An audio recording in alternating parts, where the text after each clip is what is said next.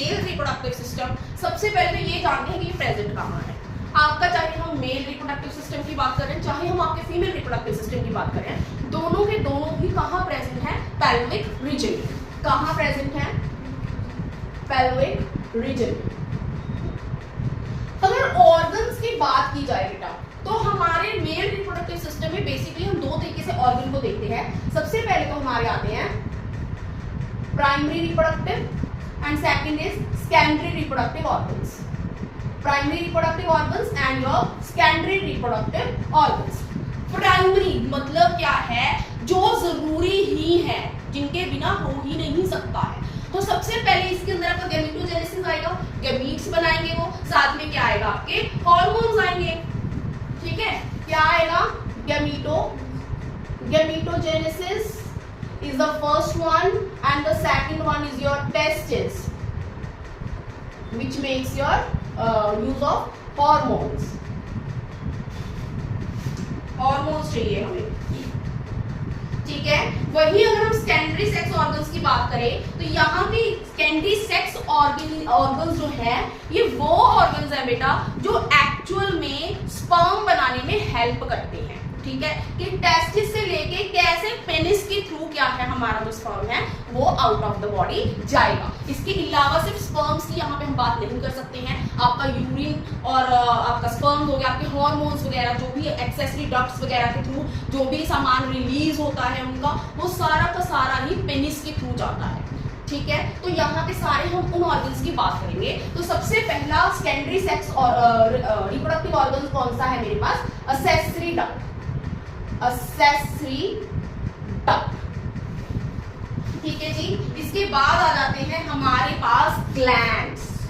जितने भी ग्लैंड्स इसके साथ इन्वॉल्व हैं वो सारे के सारे इसी के अंदर आएंगे। और लास्ट है हमारा एक्सटर्नल जेनिटिलिया। एक्सटर्नल जेनिटिलिया। अब यहाँ पे नोटिस करो आप जरा, सी अगर आप इन सभी को नोटिस करोगे, इनमें से सिर्फ एक एक्सटर्नल जेनिटिलिया ऐसा है जो out of the body present होता है। इसका नाम क्या है? पेनिस। इसका नाम क्या है? पेनिस है। सिर्फ यहाँ पे नीड आपका क्वेश्चन बन रहा है कि आपके मेल रिप्रोडक्टिव सिस्टम में ऐसा कौन सा ऑर्गन है जो बॉडी के बाहर दिखाई देता है? That is penis, that is external genitalia. हो सकता है पेनिस आपको डायरेक्टली ना गिवन हो, नहीं गिवन होगा, अंडरस्टूड सी बात है।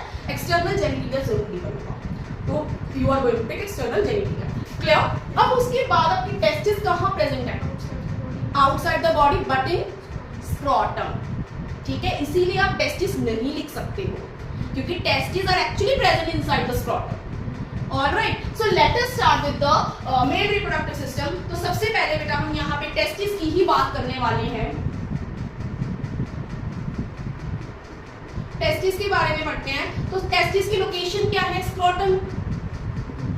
स्क्रोटम के अंदर प्रेजेंट होती हैं। ठीक है जी, इसके बाद क्यों प्रेजेंट होती है स्क्रोटम के अंदर? क्योंकि स्क्रोटम जो है ये आपका लो टेम्परेचर मेंटेन करके रखता है। आपकी बॉडी के टेम्परेचर के कंपेयर आपका स्क्रोटम का टेम्परेचर बहुत ज्यादा लो होता है, nearly 2 to 2.5 degree Celsius. 2 to 2.5 degree Celsius इतना होता है, which is actually required for spermatogenesis. जो एक्चुअल में जेनेसिस जो हमें किसके लिए चाहिए? स्पर्मेटोजेनेसिस के लिए चाहिए। स्पर्मेटोजेनेसिस क्या होता है भाई? Formation of sperms. Spermatogenesis is a process by which sperms are formed. Formation of sperms. Clear? अब उसके बाद हम अगर लोकेशन देखें टेस्टिस की, तो मैंने ऑलरेडी बता दिया कि स्क्रोटम में प्रेजेंट होता है outside abdominal cavity. Outside abdominal cavity. ठीक है जी, इसके अलावा इसके बारे में थोड़ा इसका और बात करते हैं टेस्टिस के बारे में। ठीक है, तो सबसे पहले अगर हम साइज के बारे में बात करें, साइज क्या है इसका? स्मॉल है। ऑलराइट, तो हम सबसे पहले ऑर्गन की बात कर रहे हैं जो कि आपका प्राइमरी रिप्रोडक्टिव ऑर्गन है, दैट इज टेस्टिस। तो अगर हम बात करें कि टेस्टिस कहाँ प्रेजेंट है, तो ये प्रेजेंट होता है बेटा स्क्रोटम के अंदर, स्क्रोटम के अंदर है और outside the abdominal cavity, abdominal cavity. इसके बाद अगर हम साइज की बात करें तो भाई बहुत छोटा सा साइज होता है, स्मॉल साइज है, ठीक है। नंबर की बात करें तो टेस्टिस कितनी है, पेयर प्रेजेंट है, 2 बोल लो, 2 इन नंबर और a pair of testis, a pair of testis, ठीक है जी। शेप की अगर मैं बात करूं तो भाई ये ओवल शेप होता है, ओवल शेप। कलर की बात करें तो पिंकिश कलर का होता है, पिंकिश कलर का होता है। लेंथ की बात करें तो 4 से लेके 5 सेंटीमीटर तक का होता है। विड्थ की बात करें तो 2 से लेके 3 सेंटीमीटर होता है। अब ये मत बोलना मैडम इसको याद कैसे करें, 2 3 4 5, विड्थ 2 3, लेंथ 4 5, ठीक है। उसके बाद आता है testicular lobules.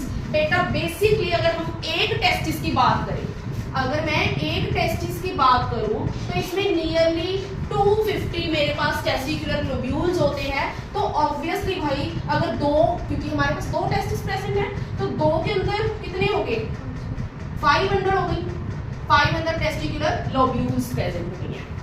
Clear, is that clear? इतना सा डाटा आप लोगों को जो है ये याद करना पड़ेगा।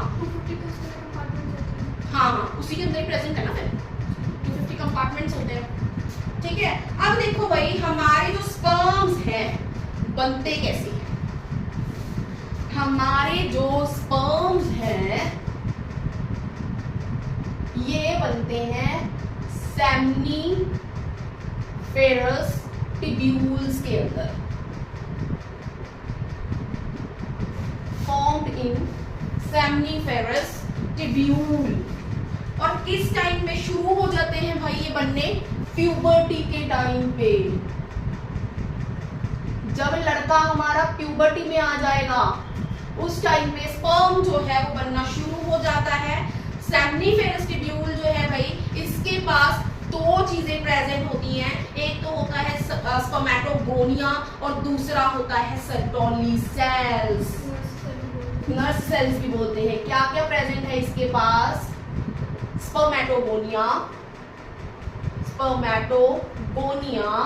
या हमारे पास नर्व सेल्स और सर्टोली सेल्स प्रेजेंट होते हैं, ठीक है। स्पर्मेटोगोनिया प्रेजेंट है, इसको हम जर्मिनल एपिथेलियल सेल्स भी बोलते हैं, क्यूबॉइडल सेल्स भी बोलते हैं। क्या क्या बोलते हैं इसको हम, cuboidal cells, germinal epithelial cells, germinal epithelial cells होते हैं, ठीक है जी। हमारे सर्टोली सेल्स को हम नर्स सेल्स के अलावा और क्या बोलते हैं, सपोर्टिंग सेल्स भी बोलते हैं इनको, सपोर्टिंग सेल्स भी बोला जाता है इनको, ठीक है जी। अब होता क्या है भाई, देखो बेसिकली स्पर्मेटोगोनिया में क्या होता है, आपका जो मेल जर्म सेल्स है भाई ये आपका मियोटिक डिवीजन करेगा। क्या करेगा, आपका जो मेल स्पर्म है ये कौन सी डिवीजन करेगा, मियोटिक डिवीजन करेगा।